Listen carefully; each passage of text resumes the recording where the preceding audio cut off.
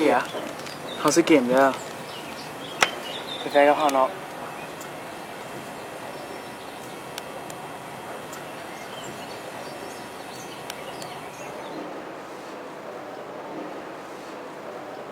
ฟาโดเบิ่งคู่นี้ไหมน่าหักบอกหรือคู่นี้ดีก็ว่าก็จะอัพลงเฟซบุ๊ก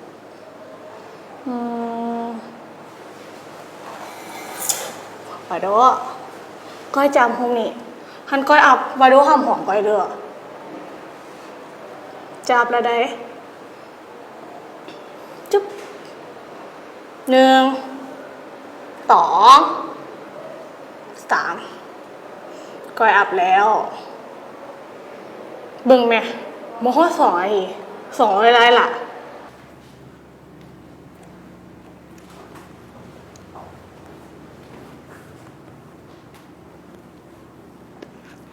โอ้ดอกไม้ซื้อมาให้อาจารย์นะนักเรียนนี่น่าฮักเนาะ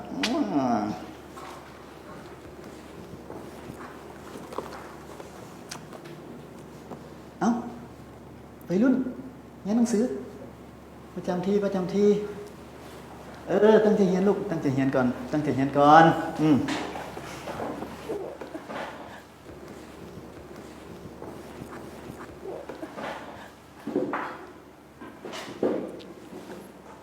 ประจำตำแหน่งครบแล้วเนาะพร้อมกันเลยยังนักเรียนมื้อนี้อาจารย์มีโปรเจกต์พิเศษมาให้นักเรียนได้เฮ็ดกันเพื่อส่งท้ายปีนี้เพื่อมาพรีเซนต์กันขอฟังเสียงพร้อมกันเลยยัง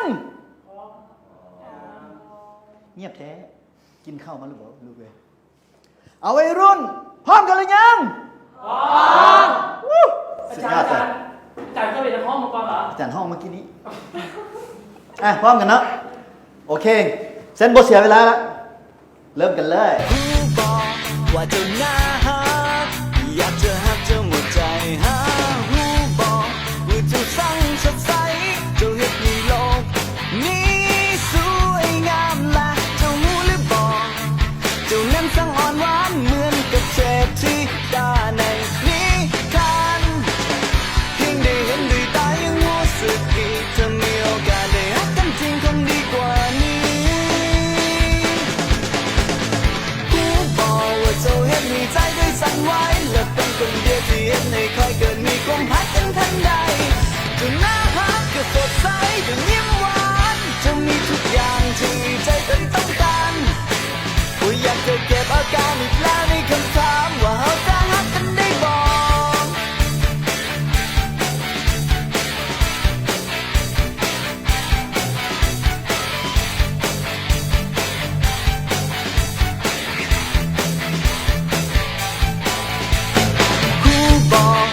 เอาเป็นว่านักศึกษาทุกคนเนาะได้กลุ่มของตัวเองเรียบร้อยแล้วซึ่งว่าวัยรุ่นแต่ละคนนี่อาจารย์จัดให้เรียบร้อยแล้วซึ่งในมื้อนี้เราจะมาเฮ็ดโปรเจกต์ X กันที่อาจารย์จัดสร้างขึ้นมาให้ทุกๆคนซึ่งว่ารายชื่อที่อาจารย์ปั้นให้นี่อยู่ในกระดาษนี้ตามนี้เลยว่าจังได๋มีใครว่าจังได๋อาจารย์เป็นอย่างเนาะเป็นอย่างเนาะหลังขอย้ายกลุ่มเมโบดูอาจารย์ดูเอาจังซี่ซะผู้กำกับเพิ่นกันกำหนดให้จังซี่เนาะอาจารย์ก็ขีนบ่ได้เสื้อในรุ่นนั่งวันนั่งคือเด้อผมกลับมันแผลกูจะบอกกูถามไผมาจะใช้มันนี่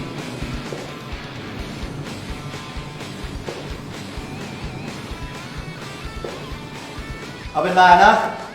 เอาจะมาเริ่มลุยกันเลยพร้อมเลยป่ะ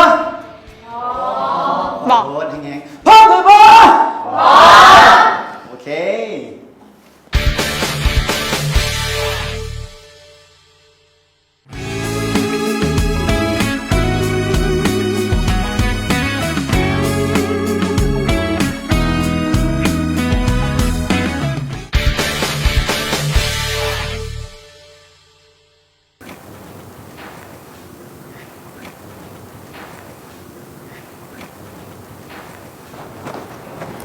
อาจารย์และพรีเซนต์เฮานะต้องการอาจารย์ต้องการจัดหน้า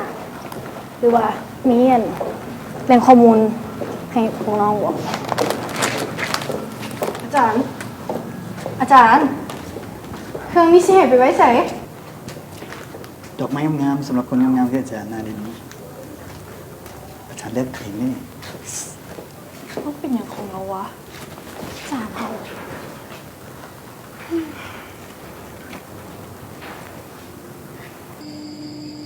เรื่องโปรเจกต์นะฉันเรื่องมือใดดี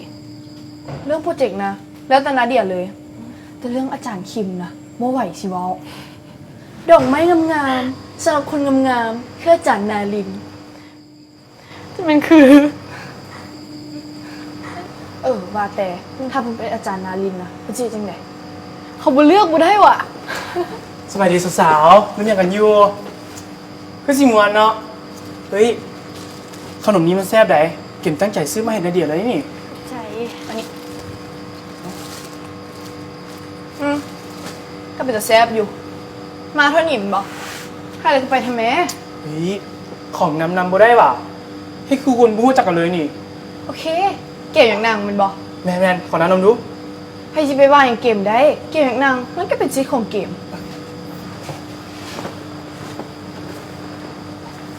ฉันเข้าไปกันไป เอาถ่าก่อน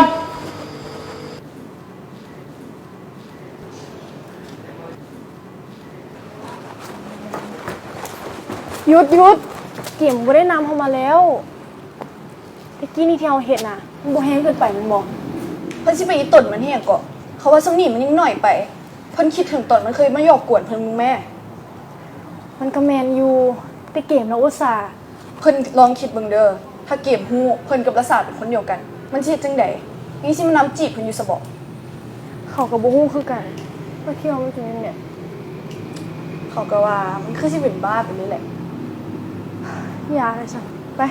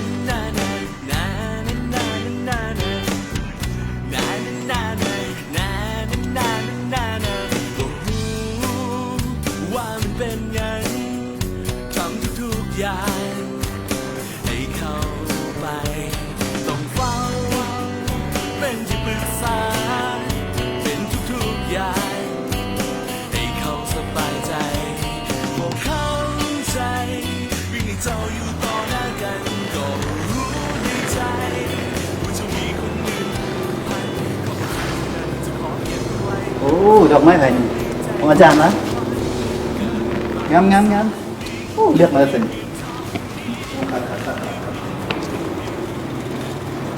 โอ้มาทำไมถ่ายยังนี่มันซื้อไป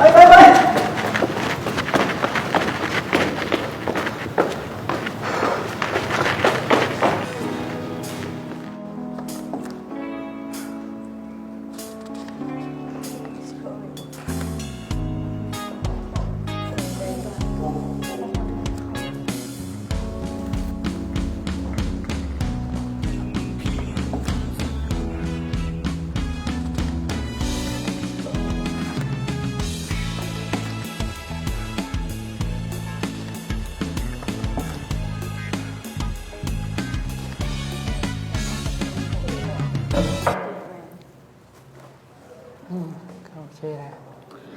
จะเป็นดูมาโนวาโดเมื่อยบอ บ่ปานใดสำนีสิ วาโดเบิ่งเสื้อคู่นี้แม่น่าหักเนาะเอาซื้อมาใส่คู่กันเนาะ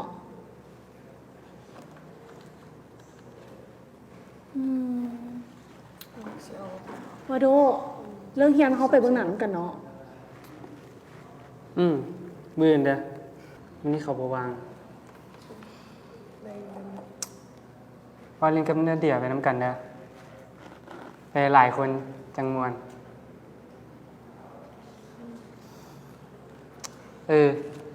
อย่าลืมส่วนหมวกเกมมานำเด้อหมอนี่ขาดไว้เลยนี่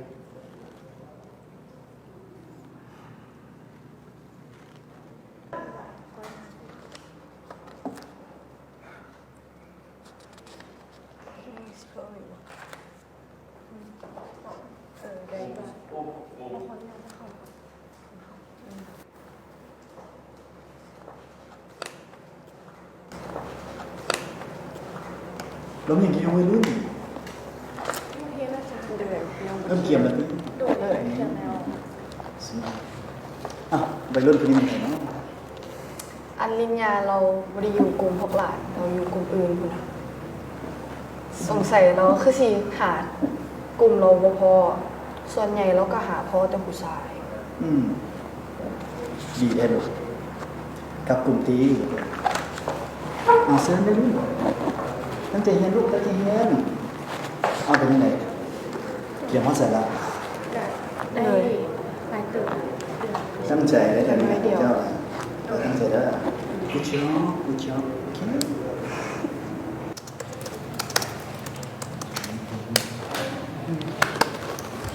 มาเบิ่งพรีเซนต์ประมาณนี้ได้บ่คิดว่าจังได๋มึงรู้ประมาณนี้เนาะมีหยังสิเติมอีกบ่ กับได้ละได้ละเนาะโอเคเลย งามดี งาม เนื้อเดี่ยวเฮ็ดพิเศษในงามเนาะ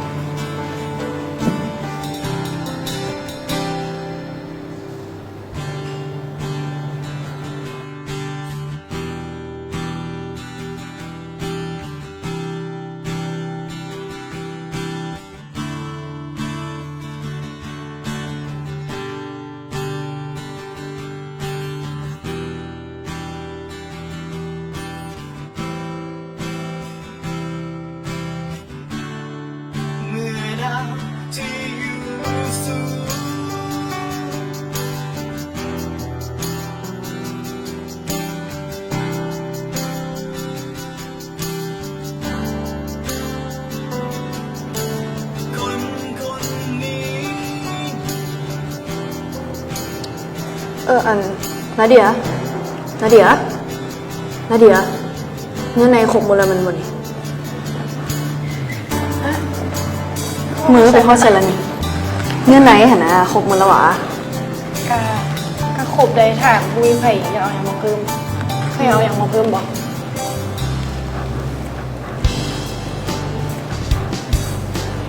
อันนี้แม่นส่วนที่เขาคิดว่าจะเป็นไปอันเดียวโอเคป่ะ ก็ได้เด้โอเค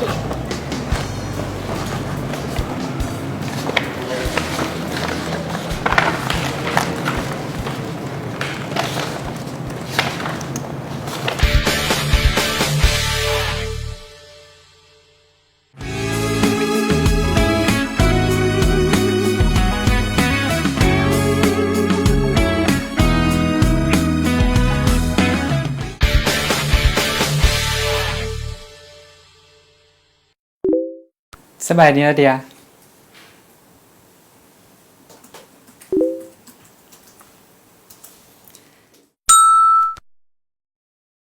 ป่าเด้อเดีย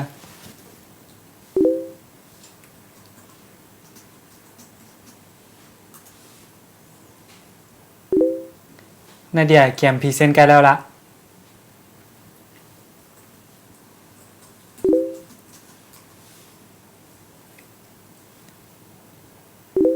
โอเคดึกแล้วนอนได้แล้ว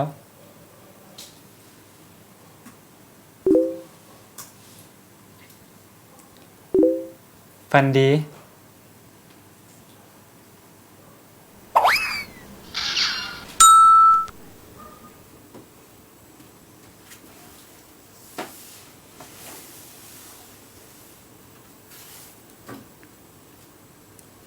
คุณขาหาเรื่องมาลงนะสนใจเขาแน่นอน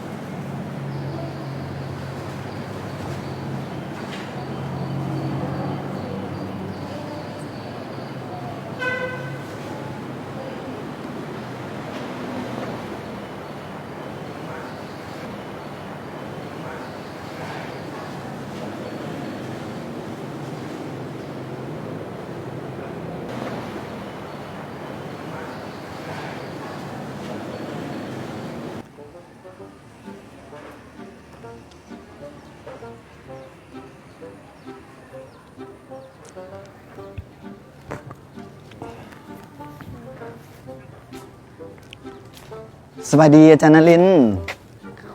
เขาถือเป็นเกียรตินั่งนำได้บ่ อยากนั่งกันนั่งทำไมไผ่สิได้หา ใจดีมาตั้งใดเนาะ นี่อาจารย์กิมเฮ็ดมาให้กิน อันนี้ซื้อเอาได้อาจารย์บ่ได้ วางตื่นเต้นก็เลยวางแหง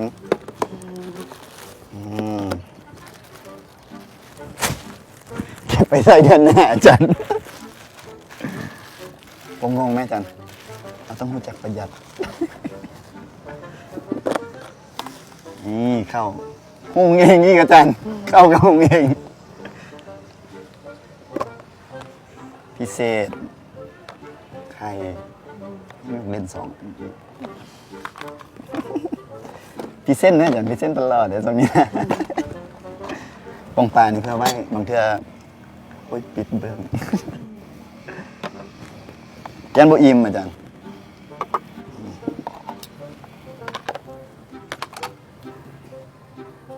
โอ้นี่ นี่ฮึบปึ้ง ขอเชิญอาจารย์ดูดก่อนเลย เป็นอย่างคือออกมาแนวละอัน อ้ว แล้วอาจารย์บ่กินวะ อาจารย์คนหักกันเขาหักกันเขาก็ต้องแบ่งกันกินอาจารย์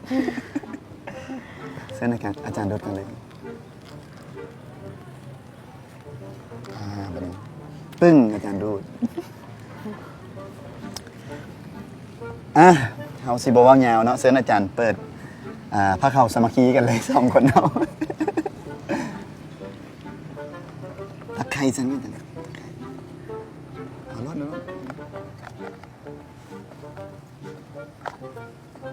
บอกค่ะ โอ้สงสัยคำยังไงลูกอาจารย์อาจารย์นลินทร์บ่มีอย่างอาจารย์กินต่ออาจารย์นารินทร์ มีอย่างล่ะ มันสิดีป่ะ มีอย่างกับเว้ามา อาจารย์นลินทร์ที่จริงเขานะสอนนี่อยู่ห้องเรียนเดียวกันเนาะไปมากับทางเดียวกันอาจารย์บ่สนใจบ่ใส่รถกันเดียวกัน คือว่าจังสันล่ะ ขออาจารย์เป็นแฟนนี่แหละ มันสิดีวะ ยังสิคืดอยู่ว่าอาจารย์ อาจารย์ต้องเข้าใจได้ว่าการเป็นหัวหน้าครอบครัวที่ดี ต้องรู้จักประหยัดเป็นข้อดีของอาจารย์มาตลอด ซึ่งว่าอาจารย์กำลังเฮ็ดอยู่อาจารย์ต้องคิดเบิ่งตอบเลยอาจารย์เนาะ ก็ได้ไป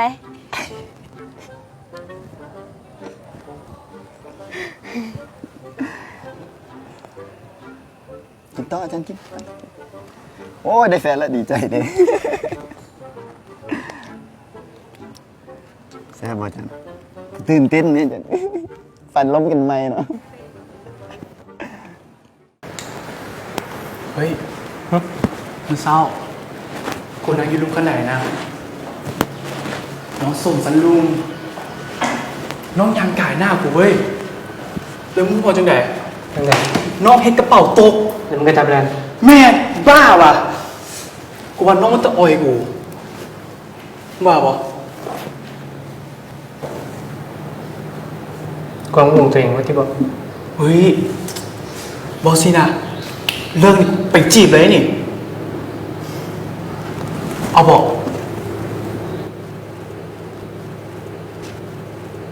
ไม่อย่างนี้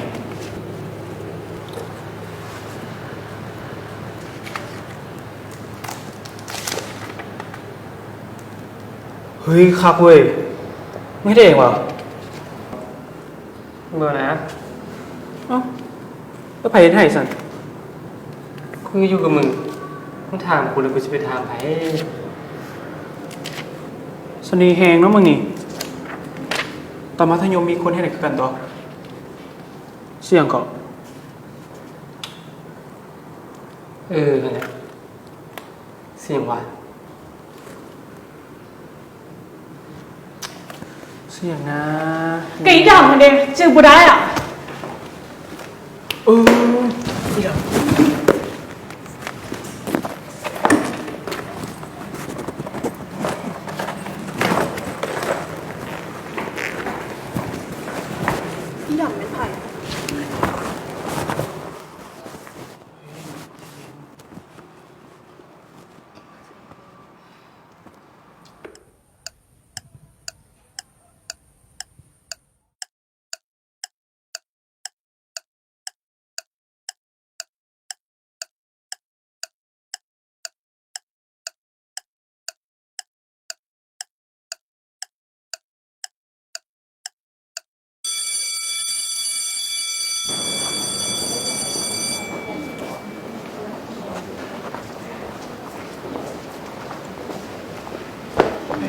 สวยเฮ้ย เดี๋ยวให้เก็มสวย โอ้ไม่เป็นหยัง เฮ้ย เก็มสวยได้นะ เดี๋ยวเรา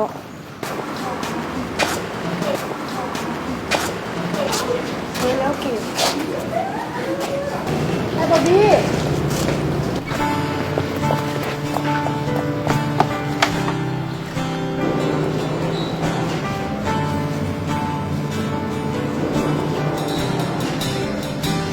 สิ่งที่สูงเกินไปเกินมือจะจับทั้งเอามันลงมาได้แต่นั่ง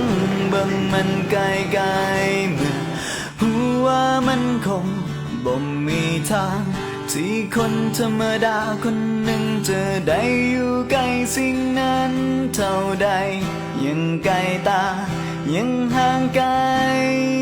เมื่อดาวที่อยู่สูงดาวที่อยู่ทั้งฟ้ามันคงบ่มีวันที่ดาวจะหล่นลงมาให้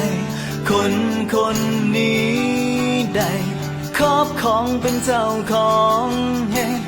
ได้แต่เลี้ยวมอง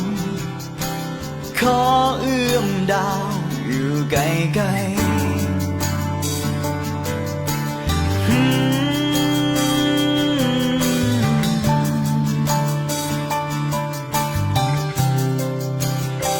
ๆยังคงนั่งและท่าต่อไปเลี้ยวไปถึงฟ้าไกลอยากจะรู้ว่าคนถึงฟ้าจะพอ